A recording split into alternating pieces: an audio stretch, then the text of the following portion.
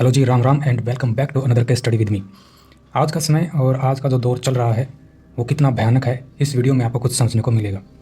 कुछ ऐसी एक्टिविटी जो हमारे आसपास हो रही हैं बट हमें उनकी इतनी खबर नहीं है जितनी होनी चाहिए। कलयुग का असर इतना ज़ोरों शोरों पर है कि कुछ चीज़ें ऐसी हो रही हैं या कुछ चीज़ें ऐसी हो जाती हैं जिनके बारे में हम और आप सोचते ही रह जाते हैं कि अगर ऐसा हुआ तो हुआ कैसे। कुछ ऐसा ही हुआ है उत्तर प्रदेश के मेरठ में। जी, हो सकता है आपने इस विषय में कुछ न्यूज़ देखी हों, लेकिन हमारा काम है उस चीज़ को ब्रीफली एंड इन शॉर्ट में आपको क्लियरिटी के साथ जो कंटेंट है, जो एक्सट्रैक्ट है, उसको डिलीवर कर दिया जाए। तो शुरू करते हैं इसके स्टडी को समझना और फिर उस चीज़ों तक पहुंचने का प्रयास। आपसे भी ओपिनियंस की उम्मीद कि आप भी कमेंट में अपनी राय जरूर बताएंगे कि एक्चुअल में ये सिचुएशंस क्यों, ये जो चल रहा है इसके पीछे मेन कारण किसको मानते हैं। तो शुरू करते हैं, जिनमें इस केस स्टडी में मुख्य जो नाम है सौरभ राजपूत, साहिल, मुस्कान, ये तीन ऐसे नाम हैं जिनके बेस पर ही ये पूरी की पूरी चीज़ें टिकी हुई हैं। सौरभ राजपूत जो लंदन में एक कंपनी में काम करते थे, आज वो इस दुनिया में नहीं है। क्यों नहीं है, किसकी गलती थी, किस वजह से ऐसा हुआ कि उसको दुनिया छोड़नी पड़ी। जी, ऐसा कौन सा दुश्मन था जो उसी के घर में, उसी से इतना लगाव के दायरे में, और उसी ने उसको तैयार किया हुआ था। एक्चुअली हुआ ये था कि कुछ टाइम पहले सौरभ और ये जो मुस्कान, जिसकी आप ये पिक्चर देख रहे हो, शक्ल देख रहे हो उसकी, वो थोड़ा ध्यान से देखो, कैसी कैसी तो ये शक्लें लेकर घूमती हैं, और फिर इनके कारनामे आगे देखते हैं। सौरभ राजपूत ने लव मैरिज की थी इस चुड़ैल के साथ, और एक्चुअली हम ऐसा कुछ वर्ड यूज नहीं करना चाहते, बट जो कारनामे ये लोग करते हैं ना, और देखो सबसे बड़ी बात, इनमें शायद हो सकता है ये पॉइंट साइड में हो जाए, चीज़ें जो रॉन्ग सिचुएशन होती हैं या फिर यूँ कहें कि शैतानियत, वो किसी भी धर्म में हो सकती है, किसी भी जात में हो सकती है, किसी भी देश में हो सकती है, आपके साथ भी हो सकती है, आपके आसपास भी हो सकती है। कुछ लोग बोलते हैं कि हिंदू तो ऐसे हैं, उनके घरों में ऐसे हो जाता है, उनकी थिंकिंग ऐसी है। कुछ लोग बोलते हैं मुसलमान ऐसे, मुसलमानों की वजह से मारकाट मचती है, मुसलमान ऐसे हैं, उनकी वजह से हादसे होते हैं। अब देखो, ये हिंदू परिवार था। डजेंट मैटर कि आप किस धर्म से हो, डजेंट मैटर कि आप किस परिवार से हो, कोई भी मैटर, कोई भी कनेक्शन नहीं है। शैतानियत, हैवानियत किसी भी धर्म में, किसी भी जात में, किसी भी मजहब में, किसी भी देश दुनिया में हो सकती है। हमारा मकसद सिर्फ और सिर्फ ये बताना, ये समझाना कि धर्म जात के पीछे लगकर एक दूसरे को बदनाम करने की कोशिश जो होती है ना, बाद में छोड़ दीजिए। कोई बुरा नहीं है, ना कोई धर्म, ना कोई जात, ना कोई मजहब, सब एक समान है। बुरा है तो सिर्फ और सिर्फ वो इंसान जो शैतानियत करता है, जो अपने अपने धर्म के अकॉर्डिंग नहीं चलता। आप किसी भी धर्म में रहते हो, उस धर्म को मान लो दिल से, यकीनन 100% श्योरिटी प्रूवन कि आप कुछ भी गलत नहीं करोगे, क्योंकि किसी भी धर्म में कुछ गलत तो बोला ही नहीं। खैर, ये एक बात थी जो काफ़ी ट्रेंड में है कि उसकी वजह से हो गया, इसकी वजह से हो गया। कोई हिंदू नहीं होता, कोई मुसलमान नहीं होता। ठीक है, सबको अपनी अपनी कैटेगरी में, अपने अपने कास्टनिज्म में हो सकता है प्राउड होना भी चाहिए, चलो कोई बात नहीं। हम तो ये बोलेंगे कि ये मेरा पर्सनल ओपिनियन है, जात धर्म को साइड में करके इंसान को सिर्फ इंसानियत पर प्राउड होना चाहिए। सिर्फ इतना काफ़ी है, इतना भी कर लोगे। ये झूठे दिखावे, ये झूठे फालतू की चीज़ें कोई मैटर नहीं करता लाइफ में, इनका कुछ भी नहीं है। एनीवे, आगे बढ़ते हैं। सौरभ राजपूत जो कि लंदन में एक कंपनी में काम करते थे, उन्होंने लव मैरिज की थी मुस्कान नाम की लड़की से। शुरुआती दिनों में सब कुछ ठीक चल रहा था, सब कुछ अच्छा चल रहा था, और सबसे बड़ी बात यह है कि जब सौरभ राजपूत ने मुस्कान के साथ लव मैरिज की थी तो सौरभ के जो फैमिली थी वो इसके खिलाफ थी। बोल रहे थे कि तू इतना कुछ कमाता है, विदेश में रहता है, तेरे लिए और भी अच्छी लड़की हम ढूंढ लेंगे, तुझे कुछ और भी अच्छा परिवार मिल सकता है। ये कुछ एक बात हो सकती है, कुछ और अन्य बातें भी हो सकती है, बट सौरभ स्टैंड ले चुके थे। उन्होंने डिसाइड कर लिया था कि वो शादी करेंगे तो सिर्फ इस मुस्कान नाम की इस लड़की से। क्या ही बोलें इसको। फाइनली जैसे तैसे लड़ झगड़ कर जद्दोजहद के बीच रिश्ता तय होता है और सौरभ और मुस्कान की शादी हो जाती है। शुरुआती कुछ टाइम, जैसा मैंने अभी बोला, ठीक ठाक था। कुछ टाइम बाद इनके घर में एक लड़की का भी जन्म होता है। सब कुछ नॉर्मल चल रहा था। कुछ टाइम बीता, कुछ महीने बीते, कुछ साल बीते, कुछ टाइम गुजरा, कुछ साल गुजरे, और सिचुएशन आई फिर ये, जिस विषय में आज हम इस विषय को आपके सामने रख रहे हैं और आप देख रहे हो। सिचुएशन ये बनती है कि जो मुस्कान थी, ये जैसे मेरठ से ही स्टार्टिंग हुई थी इनकी, स्कूल से ही, जैसे उसी स्कूल में, और आई थिंक उसी क्लास में, शायद 5, 7, 8 जो भी क्लासेज रही होंगी इनकी, उसी में ये नमूना भी पड़ता था भाई। देख लो इसको भी अच्छे से, दिखाओ भाई, थोड़ा जूम करो इस पर। ये है भाई आजकल ट्रेंड में, क्या है ये, और थोड़ा जूम करके दिखाते हैं, दिखाओ भाई। ये वो नमूना है जिसके चक्कर में इस सौरभ की जान चली गई। वो सौरभ जो विदेश में रहते हुए भी उसका आधा ध्यान वहाँ रहता था और आधा यहाँ पर। विदेश में रहते हुए भी पता नहीं वो कैसे अपने आप को मैनेज कर रहा होगा। हर चीज़ की सहूलियत इस मुस्कान को दे रहा था इंडिया में, यहाँ उत्तर प्रदेश मेरठ में। सभी आंकड़ों को जब हम इकट्ठा करके देखते हैं तो पता चलता है कि सौरभ जो ये राजपूत भाई था, ये नेचर का बड़ा अच्छा बताया जाता है। इसकी फैमिली से जब एविडेंस कलेक्शन होती है, बहुत सारे जैसे पड़ोस में होता है, इसके यार दोस्त में बात हर तरफ फैलती है ना, तो सब चीज़ें कलेक्ट की जाती हैं। पता चलता है कि सौरभ राजपूत काफ़ी अच्छे नेचर का था। मतलब जो कहना स्पष्टीकरण के साथ जो भी बात हो वो ऐसे कैसे सामने रख देना, मतलब कुछ ऐसा नेचर उसका रहा। फिर आता है स्टोरी में ट्विस्ट, एक ऐसा जो आई थिंक नहीं आना चाहिए था। ये जो साहिल नाम का लड़का है, इसका कनेक्शन बनता है मुस्कान के साथ। ये कहीं मिलते हैं, आई थिंक कहीं ट्रेन पे जा रहे थे, कुछ ऐसा कुछ था, वो डजेंट मैटर, वो क्या था सीन का साइड करो। इनकी मुलाकात स्टार्ट हो जाती है। अब मुस्कान और उसकी छोटी बेटी क्योंकि अकेले रहते थे घर में, क्योंकि सौरभ तो लंदन में था, और सौरभ के परिवार ने भी ये बोला हुआ था मुस्कान को कि तेरी छोटी बच्ची है, तू इधर हमारे साथ रह ले, हम अच्छे से केयर करेंगे छोटी बच्ची की, और अकेले रहना ठीक नहीं है। बट सौरभ के घर वालों को मुस्कान ने ये बोलकर टाल दिया था, या ये बोलकर साइड कर दिया था कि मुझे तुम्हारे साथ रहने में अनकंफर्टेबल फील होता है, मैं तुम्हारे साथ नहीं रह सकती। डायरेक्टली ऐसा बोलना आई थिंक बहुत ही एक रॉन्ग आंसर होता है। किसी को एक क्या फील हुआ होगा, सोचने की बात है। जिनका बेटा विदेश में रहकर उनके सब कुछ एडजस्ट कर रहा हो, वो बोले कि मुझे तुम्हारे साथ रहने में दिक्कत महसूस होती है, तो ये सौरभ के माँ बाप के लिए भी एक चैलेंजिंग सिचुएशन थी। एनीवे, सेम यही चीज़ दोहराई मुस्कान की फैमिली ने भी कि तू अकेली क्यों रहती है। आई थिंक वो लोग रेंट पे रह रहे थे किसी घर में, तो मुस्कान ने अपने पर्सनल फैमिली यानी कि उसके मदर फादर को बोला कि मैं आपके साथ भी रहना नहीं चाहती, मुझे थोड़ा फ्रीडम चाहिए। हाँ, अगर मुझे किसी चीज़ की ज़रूरत होगी तो मैं सबसे पहले आपको ही बोलूँगी। कुल मिलाकर वो अकेले ही रहती थी। अब बातें जब आगे जुड़ती चली जाती तो पता चलता कि अकेले रहने का मेन रीज़न क्या था। जी, मेन रीज़न ये था कि उसको साहिल के साथ अटैचमेंट हो चुकी थी। सेकंड मेन रीज़न, साहिल था नशेड़ी, गंजेड़ी। वो हर तरीके के नशे कर लेता था आसानी से, और ये वो नशा है डियर्स जो हमारे समाज को अंदर से भी बाहर से भी खोखला कर रहा है, और शिकार हो रहे हो आप, आपके आसपास वाले, आपकी फैमिली वाले, जो जिनकी जानकारी आप लोगों तक नहीं है। हम अपनी इस वीडियो के माध्यम से ये भी आपसे जरूर शेयर करना चाहेंगे कि प्लीज़ अगर आपके आसपास कोई ऐसी सिचुएशन है, कोई नशा कर रहा है, प्लीज़ अवेयर हो जाइए, थोड़ा सा समय निकालिए और कोशिश कीजिए कि उसका नशा कैसे उसकी आदत से बाहर हो सकता है। अगर किसी डिसीजन पर नहीं पहुंच पाओ तो कमेंट में अपनी सिचुएशन जरूर मेंशन करना। हो सका जितना हम आपकी किसी ना किसी तरीके से हेल्प जरूर करवाएंगे। आई मीन नशे से कैसे बचा जा सकता है, हम आपको एक ऑथेंटिक सिचुएशन से आपको रूबरू करवाएंगे, और उस नशे की लत से कैसे अपने आप को बचाया जा सकता है, आपको एक जेन्युइन गाइडेंस जरूर मिलेगी। बहुत सारे लोगों को लाभ हुआ है, बहुत सारे लोगों ने नशा छोड़ा है, वो एक अलग विषय है। आप कमेंट में बता सकते हो, कुछ चीज़ें शेयर करने योग्य होती हैं, आप शेयर कर सकते हो। द रियल रिसर्च के माध्यम से जितना हो सकेगा हम आपकी हेल्प जरूर करेंगे। नाउ अब जो इस साहिल था ये हर तरीके के नशे करता था, और जैसे ही वो इसके संपर्क में आया, इसके आई मीन मुस्कान के, उसने इसको भी अपने जैसा बना लिया। आई थिंक अब ये दोनों मिलकर बड़े आराम से फुर्सत में नशे करते थे। गांजा फूकना, स्मैक, ड्रग्स, हीरोइन, या जितने भी मैं नशे गिनवाऊँ वो सब छोटे मोटे थे इनके लिए। आई मीन इनका मानना था क्योंकि चीज़ें जब एक्सपोज होती हैं तो बहुत सारी चीज़ें सामने आती हैं, वो छुपती नहीं है। और वो मानते थे उस टाइम कि लाइफ में अगर कुछ उतार चढ़ाव चल रहा है तो नशा करने से वो सब चीज़ें सॉफ्ट हो जाती हैं, आपको इतना अनकंफर्टेबल फील नहीं होता। उनकी सोच थी जो कि 100% रॉन्ग, ऐसा बिल्कुल भी नहीं है।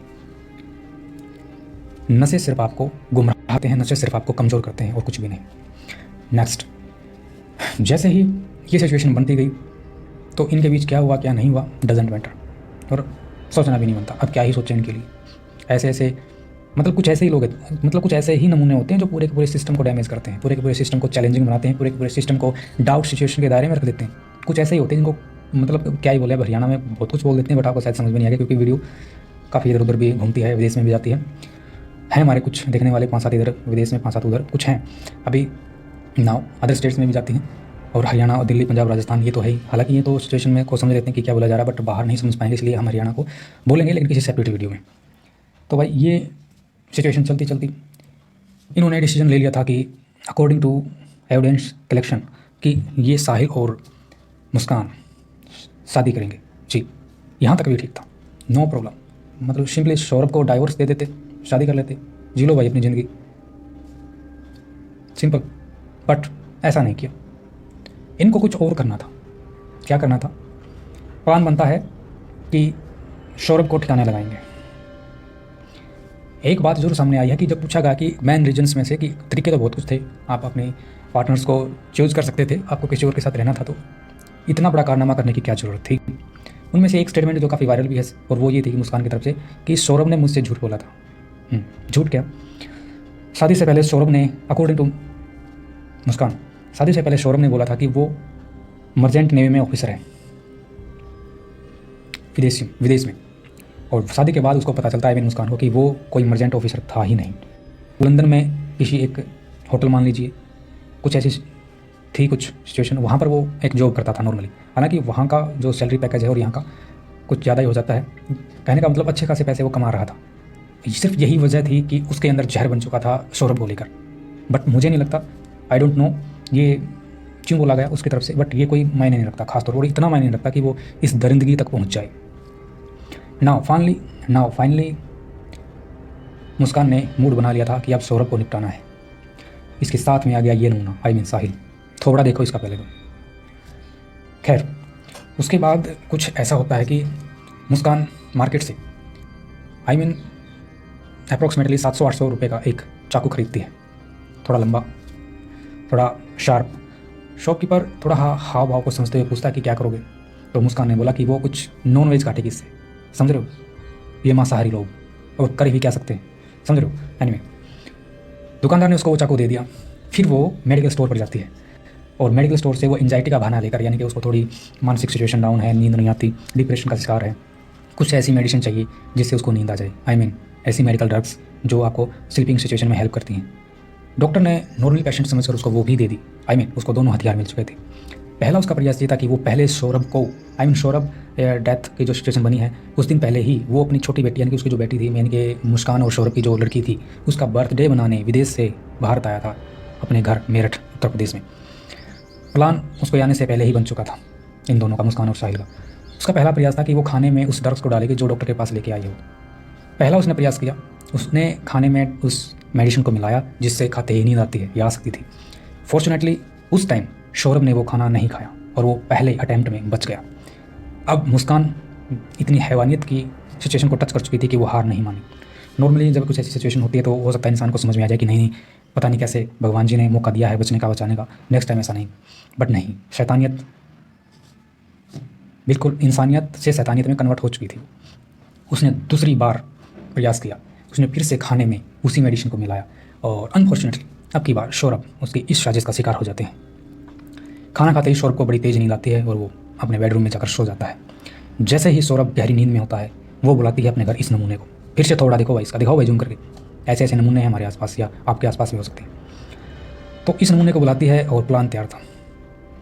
जो 800 रुपये का चाकू वो बाजार से खरीद के लाई थी, उसी चाकू से वो सौरभ के ऊपर वार करना स्टार्ट करती है। गहरी नींद में सौरभ संभलता, इससे पहले उसके ऊपर कई वार हो चुके थे।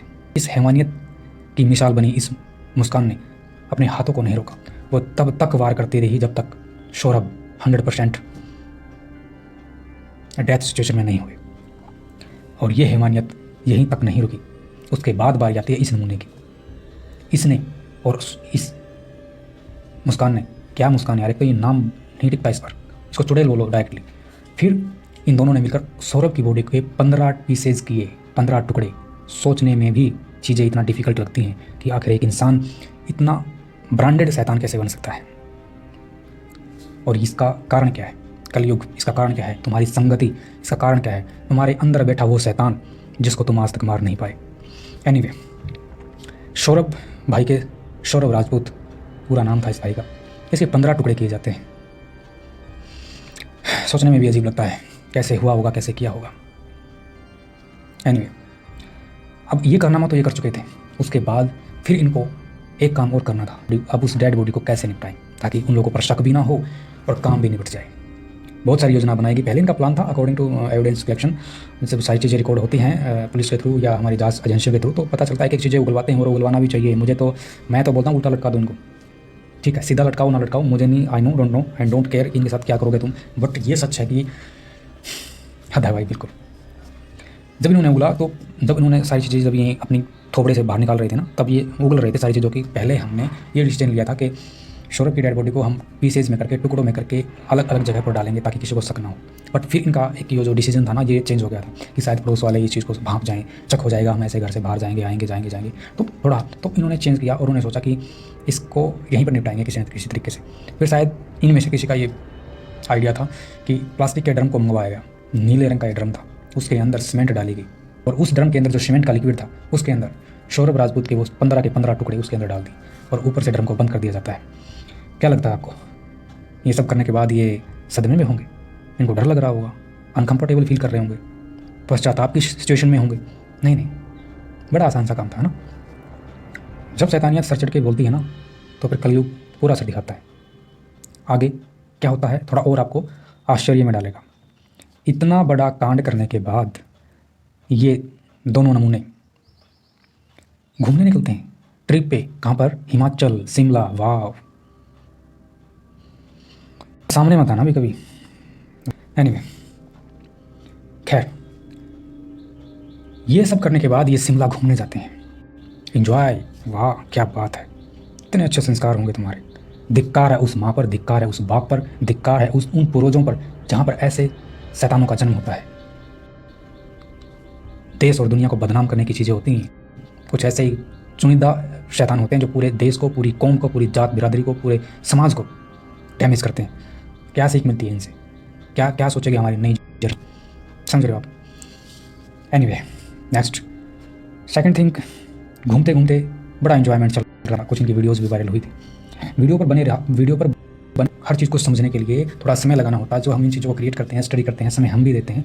प्लीज़ आपसे रिक्वेस्ट, आप भी देखने में समय दीजिए, हमें इससे मोटिवेशन मिलता है। और अभी तक चैनल पर नए हो, वीडियो को हमारे चैनल पर पहली बार विजिट किया है तो प्लीज़ नीचे सब्सक्राइब का बटन है, उसको दबा दीजिए और वहाँ पर ऑल पर क्लिक करना है। बेल आइकन दबाने के बाद जब ऑल लिखा आएगा उस पर वीडियो को ज़्यादा से ज़्यादा शेयर करना है, क्योंकि इस वीडियो में एक हम स्ट्रॉन्ग मैसेज देने का प्रयास कर रहे हैं ताकि हमारे समाज की आंखें खुलें कि हमारा यूथ, हमारी एक मेंटलिटी कहाँ तक ट्रेवल कर रही है और नेक्स्ट टाइम ऐसा ना हो। इसके लिए हमारी सरकारें, हमारी डिफेंस सिस्टम, हमारी इंटेलिजेंस एजेंसियाँ, हमारा कानून कितना एक स्ट्रॉन्ग स्टेप ले सकता है। ये सब उन मुद्दों के इर्द गिर्द घूमती हुई वीडियो है। आपको जरूर कुछ ना कुछ सीखने को मिलेगा। और हाँ, आपका फ़र्ज भी बनता है कि इस वीडियो को ज़्यादा से ज़्यादा शेयर किया जाए ताकि हर घर तक ये हमारी बात पहुँचे। जितना हो सके उतना तो शेयर कर दिया करो। बहुत कुछ अच्छा लेकर आ रहे हैं आपके लिए। नेक्स्ट तो हाँ, चैनल को सब्सक्राइब जरूर करना। चैनल पर आपके सपोर्ट की बहुत ज़्यादा ज़रूरत है। आगे बढ़ते हैं। ये शिमला में जब जाते हैं तो सौरभ का फ़ोन भी ये मुस्कान साथ लेकर जाती है। और फिर पीछे से जब ये शिमला में एंजॉय कर रहे होते हैं तो सौरभ की सिस्टर का कॉल भी आता है आई थिंक, और वो मैसेज भी करते हैं व्हाट्सएप पर और पूछते हैं कि भाई तुम घर कब आओगे। शायद आई थिंक होली को लेकर कुछ बातें हुई और उस तरफ से मुस्कान सौरभ बनकर सौरभ की बहन से व्हाट्सएप पर बातें करती है ताकि उनको शक ना हो। और ये सिलसिला भी कुछ दिनों तक अच्छा खासा चलता है, मतलब बहकाने का हर तौर तरीका, ताकि जल्दी से डाउट ना हो। घूम फिर कर जब ये वापस उसी घर में आते हैं जहाँ पर वो इतना बड़ा कांड करके गए थे, तो होता ना कि नियति, आपका कर्म आपको कभी भी माफ़ नहीं करता अगर आप कुछ गलत करते हो तो। जब ये वापस घर में आते हैं तो अंदर की वो आवाज़, अंदर की वो पॉजिटिव आवाज़ इनको टॉर्चर करना स्टार्ट करती है कि तुमने आखिर ऐसा क्यों किया, इतना बड़ा कांड, और वो भी उसके लिए, उसके ऊपर जो तुम्हारे लिए इतना कुछ कर रहा था। ये परेशान होना शुरू हो गया आई थिंक। और इन्होंने हड़बड़ी में, आई मीन मुस्कान ने मुस्कान के पेरेंट्स को फ़ोन किया कि वो कुछ दिक्कत में है। वो रो रही थी फ़ोन पर आई थिंक। और फिर उधर से जवाब आया कि तुम मेरे पास आ जाओ, तुम हमारे पास आ जाओ और मिल बैठ कर बात करेंगे कि आखिर हुआ क्या है। और उसकी मदर ने ये भी पूछा था कि सौरभ के साथ तुम्हारी कोई अनबन हुई है क्या। अब वो उसको कैसे पता कि इस चुड़ैल ने सौरभ के साथ इतना बड़ा कांड कर दिया है। वो उसके घर में जाती है, आई मीन उसके पेरेंट्स के घर में पहुँचती है तो सारी चीज़ें क्लियर होती हैं। और यहाँ भी मुस्कान का कारनामा नहीं रुकता जी। मुस्कान एलिगेशन लगाती है कि सौरभ की फैमिली ने उसके सामने, आई मीन मुस्कान के सामने सौरभ का मर्डर कर दिया। वाह क्या बात। अगर इतनी ही मेंटलिटी, इतना ही जोर पढ़ाई लिखाई में, संस्कार अचीव करने में, समाज सुधारने में, अपने आप को सुधारने में लगाती तुम, तो आई थिंक तुम्हारी सिचुएशन कुछ और होती। शर्म की बात है। और ऐसी ऐसी मुस्कान हमारे समाज में आज भी बहुत सारी हैं, ध्यान रखना। समझ रहे हो? ऐसी ऐसी पता नहीं, नाम मुस्कान है, मुस्कान, स्माइल, खुशनुमा चेहरा, ये उनके परिणाम है यार। कम से कम नाम का तो श्रम कर लेते। एनीवे, ऐसी मुस्कानों से बच कर बताओ। हमारे समाज में चाहे वो कोई भी हो, बड़े आराम से फंस जाते हैं भाई। किसी का मैसेज आ जाता है, कोई हाय हेलो कर देता है, तुम भूल जाते हो क्या हो गया। कोई राम राम कर दे, कोई हाय हेलो कर दे, कोई बोलने बतलाने लग जाए, कोई चैटिंग करने लग जाए, वो आपकी तारीफ में कुछ बोल दे, बड़ी बड़ी बातें, छोटी छोटी बातें, और आप भूल जाते हो सब कुछ सच मान लेते हो। थोड़ा इस खोपड़ी से काम लीजिए। जब आपका एक स्टैंड अच्छा होगा ना, जब आप वाकई में बहुत कुछ होगे तो ऐसा होगा, आपके पास प्रपोजल आएंगे, बहुत कुछ होगा। आपको समय नहीं होगा किसी से बात करने का। आई मीन जब आप एक्चुअल में सही हो हर तौर तरीके से, तो स्वाभाविक सी बात है कि ऐसी ऐसी मुस्कान, या लड़कियाँ अच्छी भी हैं भाई, हमारे समाज में ऐसा नहीं है, बिल्कुल भी ऐसा नहीं है, ये श्योरिटी है। यहाँ अच्छे भी रहते हैं, यहाँ बुरे भी रहते हैं, हर लड़की ऐसी नहीं होती, हर लड़की इतनी शैतानियत की श्रेणी में नहीं रखी जा सकती। बहुत अच्छी अच्छी लड़कियाँ हैं, बहुत अच्छे अच्छे लड़के हैं, सारे साहिल जैसे नहीं हैं, सारी लड़कियाँ मुस्कान जैसी नहीं हैं, नोटेड। बट हाँ ये सच है, अगर आपके पास समझने की क्षमता नहीं है तो अलर्ट हो जाना चाहिए। थोड़ा ध्यान रखो इन चीज़ों का कि कोई भी आपको अटैच में रखता है तो आप कितने अवेयर हो, कितने अलर्ट हो। मतलब इंसान किस हद तक जाकर भी आपको धोखा दे सकता है, बड़ी सोचने की बात है। मुझे ये चीज़ें काफ़ी अजीब लगती हैं कि इतना क्लोज रिलेशन में भी इतनी दरिंदगी हो सकती है। I can't believe it. Anyway, फिर उन्होंने मुस्कान के पेरेंट्स ने बोला कि ऐसा करते हैं, हम पुलिस स्टेशन चलते हैं और वहाँ जाकर सारी चीज़ें पुलिस को बताएंगे और उनको अरेस्ट करवाते हैं, आई मीन सौरभ के परिवार वालों को। बट जैसे ही मुस्कान प्रवेश करती है पुलिस स्टेशन में, पता नहीं उसको क्या हो जाता है, क्योंकि वो समझ चुकी थी कि झूठ 1 दिन 2 दिन 4 दिन 5 दिन मैक्सिमम 1 वीक उसके बाद तुम्हारी, तो मुस्कान का माइंड चेंज हो जाता है, हृदय परिवर्तन हो चुका होता है। और ऑन द स्पॉट जो वो कहने आई थी, वो जो एलिगेशन लगाने आई थी, उसको साइड में करके वो बोलती है कि ये सारे काम मैंने किए हैं। खुद उसके माँ बाप हैरान, पूरा पुलिस स्टेशन हैरान, इवन वो मुस्कान भी हैरान कि उन्हें इतना आसानी से सच कैसे बोल दिया। बट जो नीति को मंजूर होता है वो होकर ही रहता है। केस चलता है, हमारी जांच एजेंसियां पट पर आ जाती हैं और एक्शन स्टार्ट होता है। यूपी पुलिस, यूपी सरकार सारी चीज़ों को संज्ञान में लेती है और कार्रवाई स्टार्ट होती है। आए दिन आप न्यूज़ देखते होंगे, केस चला हुआ है। एक्सपर्ट का कुछ ऐसा भी मानना है कि इस केस में ब्लैक मैजिक का भी रोल रहा है। आई मीन जो ये साहिल, ये ब्लैक मैजिक में फंसा हुआ था। और इस केस में एक सबसे बड़ी बात ये भी आती है कि साहिल की मदर की डेथ हो चुकी थी। इस साहिल का अपनी मदर से काफ़ी ज़्यादा अटैचमेंट था, जो कि स्वाभाविक बात है। और इसमें इस चीज़ का फ़ायदा उठाया मुस्कान ने स्नैपचैट पर एक फेक आईडी बनाई और उस आईडी के थ्रू वो साहिल से बात करती थी, साहिल की माँ बनकर जी। और वो उसको वो सारे सिग्नल दे रही थी जिससे मुस्कान की तरफ साहिल का अट्रैक्शन बढ़े। और साहिल ये आधी खोपड़ी का लड़का, खोपड़ी तो थी ही नहीं, ये सच मान बैठा कि उसकी मदद, क्योंकि ब्लैक मैजिक पर ट्रस्ट था इसका। और ब्लैक मैजिक वाले बहुत जल्दी अंधविश्वासों के शिकार होते हैं। और वो सोचने लगा था कि उसकी मदर, जो जिसकी डेथ हो चुकी है, वो स्नैपचैट पर उससे बात कर रही है। कहाँ पहुँच चुकी है हमारी जनरेशन, स्नैपचैट पर बात कर रही है उसके साथ, जो इंसान गुजर गया है वो। वाह, मतलब out of mind. Anyway, extract of video. आप इस वीडियो से क्या समझते हो? ये वीडियो से आपको क्या सीखने को मिला है? आई मीन जो होना चाहिए, जो हम समझाना चाह रहे हैं आपको, वो ये, प्लीज़ अलर्ट हो जाइए।